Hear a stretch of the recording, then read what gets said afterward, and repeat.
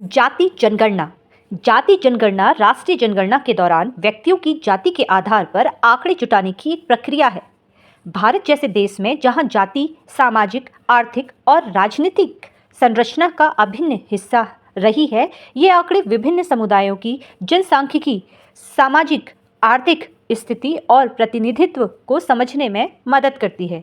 इसका उपयोग आरक्षण नीति, सामाजिक न्याय कार्यक्रम और कल्याणकारी योजनाओं को तैयार करने के लिए किया जा सकता है।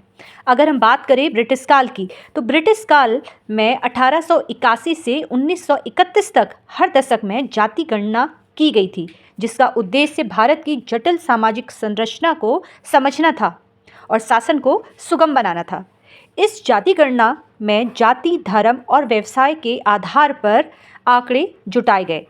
अगर बात की जाए स्वतंत्र भारत की, तो स्वतंत्र भारत में बदलाव 1947 में आज़ादी के बाद 1951 में पहली जनगणना में तत्कालीन प्रधानमंत्री जवाहरलाल नेहरू की सरकार ने अनुसूचित जाति और अनुसूचित जनजाति यानी कि एससी और एसटी को छोड़कर अन्य जातियों की गणना बंद कर दी थी। सरकार का मानना था कि जाति पर जोर देने से सामाजिक विभाजन बढ़ेगा और राष्ट्रीय एकता को नुकसान पहुंचेगा। लेकिन 1961 में केंद्र सरकार ने राज्यों को अन्य पिछड़ा वर्ग ओबीसी की सूची तैयार करने के लिए अपने स्तर पर सर्वे करने की अनुमति दी। ये कदम सामाजिक और अगर हम बात करें पिछड़े समुदाय की, तो पिछड़े समुदाय के लिए कल्याणकारी नीतियों की मांग के जवाब में उठाया गया था, लेकिन राष्ट्रव्यापी जाति गणना नहीं हुई। मंडल आयोग 1980। मंडल आयोग की सिफारिश ने ओबीसी के लिए 27% आरक्षण की व्यवस्था की थी, जिसमें जाति गणना की मांग फिर तेज हुई।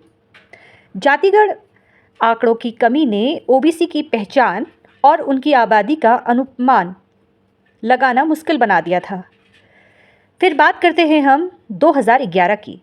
2011 में संयुक्त प्रगतिशील गठन यूपीए सरकार ने सामाजिक, आर्थिक और जाति जनगणना करवाई, जो पहले 1931 के बाद पहला राष्ट्रीय व्यापक प्रयास था। हालांकि इसमें आंकड़े पूरी तरीके से सार्वजनिक या उपयोग में नहीं किए गए थे, जिसकी वजह से विपक्ष दल और सामाजिक संगठनों ने इसकी आलोचना भी की। लेकिन अगर हम बात करें राज्य स्तर पर, तो राष्ट्रीय स्तर पर जाति गणना के अभाव में बिहार, तेलंगाना और कर्नाटक जैसे राज्यों ने अपने स्तर पर जाति सर्वे किया था।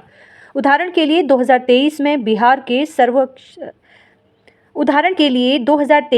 बिहार को ये पता चला कि ओबीसी और अत्यंत पिछड़ा वर्ग ईबीसी राज्य की आबादी का 63% से अधिक है और जाति जनगणना क्यों रोक दी गई, ये जानना हमारे लिए बेहद जरूरी है। स्वतंत्र भारत में जाति जनगणना को रोकने के पीछे बहुत कारण थे। राष्ट्रीय एकता का उद्देश्य।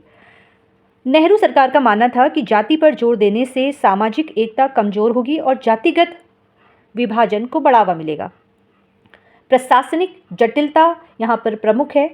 जातियों के विविधता और क्षेत्रीय भिन्नता के कारण जाति गणना को व्यवस्थित करना एक चुनौतीपूर्ण था।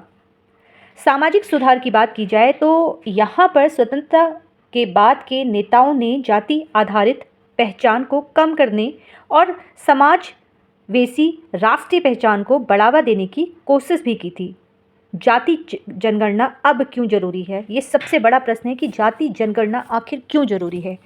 हाल में दशकों में सामाजिक, आर्थिक और राजनीतिक मांगों ने जाति गणना को फिर से एक बार मुद्दा बनाया। इसके प्रमुख कारण यहाँ पर हो सकते हैं।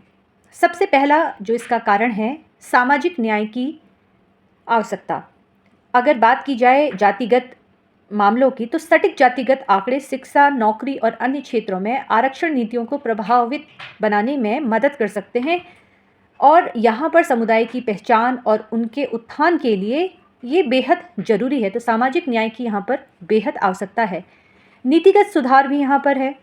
अगर हम बात करें नीतिगत सुधारों की, तो जाति जनगणना शिक्षा, स्वास्थ्य, पोषण और सामाजिक सुरक्षा जैसे क्षेत्रों में असमानताओं की बात अगर हम यहाँ पर करते हैं तो ये समावेशी नीति यहाँ पर काफ़ी महत्वपूर्ण है। और राजनीति की अगर हम बात करें तो जातिगत आंकड़े राजनीतिक दलों को विभिन्न समुदाय के प्रतिनिधित्व को समझाने और चुनावी रणनीति को नया रूप देने में मदद कर सकते हैं।